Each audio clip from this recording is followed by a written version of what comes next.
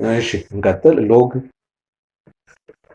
2 ቱ ዘ ቤዝ 7 እኩል ይሆናል ኤ ይለናል።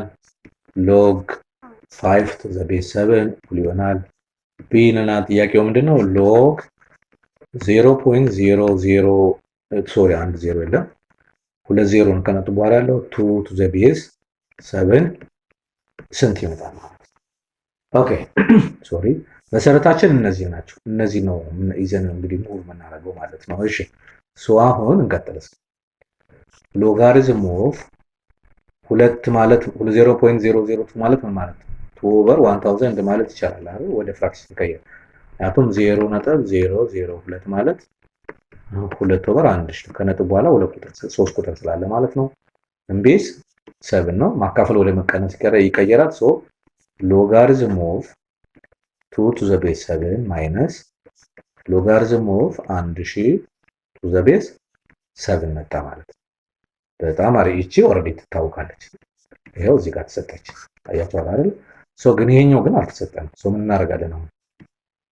ሶ ይሄኛው ኤ ልበለው። ኤ ማይነስ 1000 ማለት ምን ማለት ነው? 1000 ማለት ቴን ኪዩብድ ነው አይደለ? ሶ ምን ማድረግ እንችላለን? ሎጋሪዝም ኦፍ ቴን ኪዩብ ቱ ዘ ቤዝ 7 ነው። ይቺ ደግሞ ወዴት መምጣት ትችላለች? ወደዚህ መምጣት ትችላለች። ሶ አሁን ምን መጣ ማለት ነው? ኤ ማይነስ 3 ዘ ሎጋሪዝም ኦፍ 10 ቱ ዘ ቤዝ 7 መጣ ማለት ነው። ኦኬ ሶ 10 ደግሞ ማለት ምን ማለት ነው? 2 ታይምስ 5 አይደለም? ሶ አሁን ልበትናቸው ማለት ነው። 2 ታይምስ 5 ኦልሬዲ ስለተሰጠን ማለት ነው። ሶ ምን ማለት እንችላለን አሁን? ኤ ማይነስ 3 ብራኬት እናደርግና ምን እናደርጋለን? ሎጋሪዝም ኦፍ 2 ቱ ዘ ቤዝ 7 ፕላስ ማባዛት ስለሆነ ማለት ማባዛት ወደ መደመር ይቀየራል። ሎጋሪዝም ኦፍ 5 ቱ ዘ ቤዝ 7 መጣ ማለት ነው። በጣም አሪፍ። አሁን ይሄኛው ኤ ነው ይታወቃል። የ5 ደግሞ ማን ነው? ቢ ነው። በጣም አሪፍ። ስለዚህ ምን እናደርጋለን አሁን? ይሄ ኤ ኢንቱ